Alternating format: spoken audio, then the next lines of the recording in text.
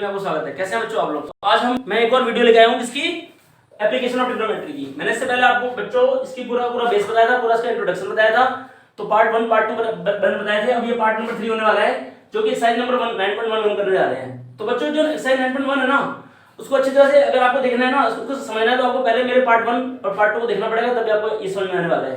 तो हम question number 1 हम करने जा रहे हैं without any late. Question number 1 क्या है बच्चों?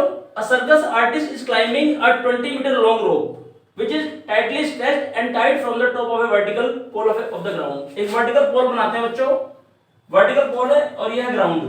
इस वर्टिकल पोल को ना स्ट्रेट रखने के लिए ना एक रस्सी इसको बांध रखा है एक जमीन पे ऐसे करके। एक ना सर्कस में क्लाइंबिंग कर रहा है इसके ऊपर से। देखो ये है पोल और ये ग्राउंड है। अब बच्चों में क्वेश्चन लिखूंगा तो इसमें ना हमारा बहुत ज्यादा टाइम खराब होता है, इसलिए क्वेश्चन आपको सभी बच्चों को एनसीईआरटी से पढ़ना है। A circus artist is climbing 20 metre long rope. इसको मैं रोप ले लेता हूं और इसकी लेंथ है 20 मीटर। एक सर्कस का जो क्लाइंबर ना इसके ऊपर से क्लाइंबिंग कर रहे हैं, ठीक है। Which is tightly stretched and tied up from the vertical tower. Vertical pole को टावर नहीं बल्कि बच्चों ये वर्टिकल पोल है, इससे ना ग्राउंड को ना इसको यहां बांध रखा है। देखो इधर इसको बिल्कुल टाइटली स्ट्रेच करने के लिए, ताकि बिल्कुल सीधा खड़ा रहे। Find the height of the pole. जैसा कि मैंने आपको पहले भी बताया था बच्चों, हाइट ऑफ द पोल हम h ले लेंगे यहां पर। If the angle made by the road with the ground level is 30 degree. यहां पर एंगल ऑफ इंसिडेंट जिसको बोलते हैं दो तरह का हमारे एंगल थे बच्चों, कैसे? एंगल ऑफ एलिवेशन, तो ये एंगल ऑफ एलिवेशन है 30 डिग्री का। तो हम देखो हम यहां पर हमारे पास हो गया है बच्चों। देखो हमारे पास में एक क्वेश्चन में हमें एक चीज फाइंड करनी है और एक चीज में दे रखा है। देखो तो अब के बाद इसमें हम क्या लेंगे? देखो बच्चों PBP HHB sin cos tan। देखो perpendicular upon hypotenuse, perpendicular upon hypotenuse कब आता है बच्चों? ट्रायंगल में आता है।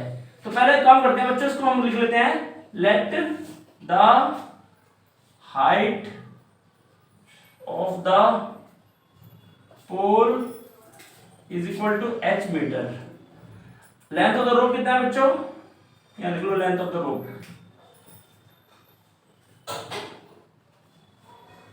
20 मीटर। इस ट्रायंगल का नाम डाल देते हैं ABC, और BC क्या है बच्चों? पोल है। तो अगर मैं इन ट्रायंगल ABC लेता हूं ना बच्चों, तो ABC में क्या होगा? हमारा लग क्या रहा है? sin 30 डिग्री, क्योंकि sin यहां पर हमारा लग रहा है देखो P/H, और P/H का मतलब हमारा है BC अपॉन में AC, और sin 30 की वैल्यू कितनी होती है बच्चों? 1/2। जिनको अगर एंगल के बारे में नहीं पता बच्चों, वो इसका 8.2 के अंदर इसकी पूरी टेबल है, और मैंने इसको बहुत ही एक वीडियो बनाई थी, उसके अंदर मैंने आपको पूरा इसको ये बेस मतलब पूरा बताया था कैसे बनता है ये एंगल, इसकी टेबल कैसे बनती है, मैंने आपको पूरा बताया था। तो उसमें आप देख लेंगे इसको। BC की वैल्यू हमारे पास h है, AC की वैल्यू हमारे पास 20 है। अब यहां करेंगे बच्चों क्रॉस मल्टीप्लाई। अगर हम h को 2 से कर दो तो आ जाएगा 2h, और 20 को 1 से करूंगा हमारा 20 से कम 20 आ जाएगा, देखो 20 बजे 20, और यहां से हमारी h की वैल्यू जाएगी 20/2, दैट इज 10। तो हमारी पोल की हाइट बच्चों कितनी हो गई? 10 मीटर। तो हम यहां लास्ट में लिख देंगे therefore height of the pole is equal to 20 metre, 10 metre sorry, तो यहां 10 मीटर रहेगी बच्चों। हमारा आंसर होगा ये वाला कंप्लीट क्वेश्चन नंबर 1। तो बच्चों क्वेश्चन नंबर 2 आता है 9.1 का। A tree breaks due to storm and broken part bends so that the top of the tree touches the ground making an angle of 30 degree. एक बच्चों पेड़ है पूरा, ये है ट्री जो है ना कुछ पार्ट से टूट गया। देखो ये हो गया ब्रेक, और ये है ग्राउंड। ये ट्री है, ट्री का एक पार्ट देखो, tree broke due to storm and broken part bends so that the top of the tree touches the ground making angle of 30 degree. जो ये वाला हिस्सा है ना, ऊपर वाला हिस्सा, ये जो ऊपर वाला हिस्सा है, मान लिया कि पूरे पेड़ की लंबाई हमारी AB थी, पर वो C पॉइंट से टूट गया। वो C पॉइंट से टूट गया, तो ये जो हिस्सा ऊपर वाला जो हिस्सा था ना, वो टूट के जमीन पे मुड़ गया। स्टॉर्म की वजह से 30 डिग्री का एंगल भी फॉर्म कर रहा है जमीन के साथ। The distance between the foot of the tree to the point where the top touches the ground is 8 metre. मतलब जहां पर पेड़ का जो बेस है ना, वहां से जहां वो टॉप ये जो हिस्सा टूट के गिर रहा है, इसका जो बीच का जो डिस्टेंस है वो 8 मीटर है बच्चों। क्वेश्चन में हमें गिवन है कि 8 मीटर की दूरी पर ये जाके टूट के वो झुक गया जाके नीचे। वो find the height of the tree. आपको height of the tree find करनी है, बट बच्चों ये पूरी हाइट ऑफ द ट्री हमें फाइंड करनी है। हम पूरी हाइट को h मान लेते हैं बच्चों इसको। हमें क्वेश्चन में और कुछ गिवन नहीं है, हमें height of the tree find करनी है बच्चों। तो फर्स्ट ऑफ ऑल लिखेंगे let the height of the tree equal to h metre. पूरी हाइट क्या मानी बच्चों हमने, AB मानी, तो ये आप चाहो तो इसको AB भी बोल सकते हो पूरी हाइट को। And the tree broke at point C which is x metre. मतलब AC इक्वल टू हमने x मान लिया, हमने इसकी हाइट को x मान लिया यहाँ से, तो ये x मीटर की हाइट से क्या हो गया, टूट गया। तो इसका मतलब बच्चों ये वाला हिस्सा कौन सा होगा, ये होगा h माइनस एक्स, क्योंकि पूरी हाइट हमारी कितनी थी बच्चों, पूरी हाइट थी हमारी x थी पूरी हाइट, और इतना हाइट से वो टूट गया है x की हाइट से, तो जो बाकी ब्रोकन जो पार्ट होगा वो h माइनस एक्स होगा। तो बच्चों ये एक बार में तो इसका आंसर आने वाला नहीं है, क्योंकि हमारे पास देखो ये भी है, ये भी है, ये भी सब कुछ है हमारे पास। तो पहले काम करते हैं, सबसे पहले मैं ना इन ट्रायंगल CAABC इसको लेता हूं D, इन ट्रायंगल ACD। सबसे पहले मैं इसमें tan लगाता हूं। चलो बच्चों, tan कैसे होता है बच्चों, दिस अपॉन में दिस, मतलब कि tan 30 डिग्री क्या होता है बच्चों, tan दिस होता है दिस अपॉन में दिस, मतलब कि परपेंडिकुलर अपॉन में बेस, AC अपॉन में AD। tan दिस की वैल्यू होती है बच्चों 1/√3, AC की वैल्यू x है और AD की वैल्यू हमारी 8 है। तो यहाँ पर √3x की वैल्यू कितनी आ गई बच्चों, √3x इक्वल टू 8, क्योंकि हमने यहाँ मल्टीप्लाई कर दिया, क्रॉस मल्टीप्लाई, √3 को x से कर √3 ऐसा गया, 8 को 1 से कर 8 आ गया, तो यहाँ x की वैल्यू आ गई 8 अपॉन में √3। उसके बाद एक बार हम ले लेते हैं इसके अंदर दिस अपॉन में दिस, क्योंकि हमें क्वेश्चन में इसकी वैल्यू गिवन नहीं है, इसकी वैल्यू गिवन, तो इन दोनों को हम लेते हैं बच्चों। अब ये किसमें आता है, देखो PBP HHB, पंडित बद्री प्रसाद हरिहरी बोल, ये आपको मैंने पहले बता रखा है।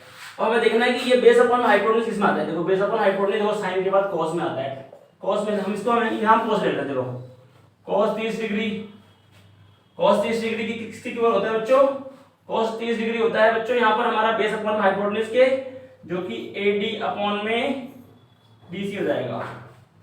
अब बताओ बच्चों cos 30 की वैल्यू कितनी होती है, देखो बच्चों मैंने आपको बोला था एक टेबल याद कर लेना, एक वैल्यू जैसे 0 degree, 30 degree, 45 degree, 60 degree, 90 degree, तो अगर मैं यहाँ 0 लूँ, इधर हाफ लूँ, इधर 1/√2 लूँ, इधर √3/2 लूँ, इधर 1 लूँ, तो ये तो साइन की वैल्यू होती है। cos की वैल्यू क्या होगी, cos यहाँ हमारा cos 30, अब यहाँ 1 इधर आ जाता है, √3/2 इधर आ जाता है, और 1/√2 ऐसे रहता है, 1/2 इधर ऐसे रहता है, 0 इधर रहता है। अगर हम इसको बिल्कुल रेसिप्रोकल कर दें तो हमारे पास cos 30 की वैल्यू होती है √3/2, तो इसको हम √3/2 बोल सकते हैं। और AD की वैल्यू हमारे पास क्या है बच्चों, AD की वैल्यू हमारे पास है 8 अपॉन में h माइनस x, 8 अपॉन में h माइनस x, क्योंकि हमारे पास AD की वैल्यू 8 है और h माइनस x की वैल्यू हमारे पास DC की वैल्यू है। अब हम इसमें से भी कोई एक वैल्यू निकाल लेते हैं। चलो बच्चों, तो मैं यहाँ पर अगर मैं √3 को मल्टीप्लाई करता हूँ h माइनस x से, और 8 को 2 से मल्टीप्लाई करता हूँ 16 आता है मेरा, और अगर मैं x की वैल्यू यहाँ पुट कर दूँ या पहले मल्टीप्लाई कर दूँ, √3h माइनस में √3 x इक्वल टू 16 मुझे निकालना है। वैसे इसकी वैल्यू बच्चों h की निकालने का काम करता हूँ मैं, x की वैल्यू यहाँ पुटिंग कर देता हूँ मैं। तो यहाँ पर मैं अगले स्टेप में यहाँ लिख देता हूँ √3h ऐसे लिख देता हूँ, माइनस में √3 को भी मैं ऐसे लिख देता हूँ, बस मैं x की जगह ये वाली वैल्यू पुट कर रहा हूँ, इसको ले लो नंबर 1, और x की जगह मैंने क्या कर दिया 8/√3 पुट कर दिया, 8/√3 पुट कर दिया मैंने, और इक्वल टू हमारे पास क्या था 16 था बच्चों। इससे क्या होगा बच्चों, हमारा √3 से √3 कट जाएगा, बट यहाँ पर आप ना ब्रैकेट में क्या लिख देना, फ्रॉम फर्स्ट। फ्रॉम फर्स्ट क्यों लिखना बच्चों, इसलिए कि हमने यहाँ पर जो x की वैल्यू पुट करी है ना बच्चों 8/√3 पुट करी है, इसलिए मैंने यहाँ पर फ्रॉम फर्स्ट बोल दिया, आपको यहाँ लिख देना कि आया कहाँ से, फ्रॉम फर्स्ट से आया ये। उसके बाद √3h माइनस 8 इक्वल टू 16, यहाँ से तो हमारे पास 8 बचेगा, और √3h इक्वल टू 16 प्लस 8 कितना हो जाएगा बच्चों 24, उसको प्लस कर दो 24, और h की वैल्यू जाएगी 24 अपॉन में √3 यहाँ मल्टीप्लाई था, हमारे डिवाइड हो गया। अब यहाँ पर बच्चों क्योंकि कभी भी ऐसे आंसर नहीं आ सकता, तो इसको हम कर देंगे रैशनलाइजेशन, क्योंकि यहाँ पर √3 अपॉन में आ गया, नीचे आ गया, जब भी नीचे आएगा तो उसको हम रैशनलाइज कर देंगे, √3 को ऊपर नीचे, तो 24√3 बटे में 3, क्योंकि √3 × √3 क्या होता है बच्चों 3 होता है, आपने पूरी बेसिक कैलकुलेशन में पहले बता चुका हूँ। 3 से 24 कटेगा 8 बार में, तो आंसर आ गया 8√3 मीटर। तो लास्ट में क्या स्टेटमेंट लिख देंगे, therefore the height of the tree be 8√3 metre. तो आपको लास्ट में स्टेटमेंट क्या लिखनी है बच्चों, हाइट ऑफ द ट्री कितना हो जाएगा 8 रूट 3 मीटर। तो ये क्वेश्चन हमारा कंप्लीट हो गया।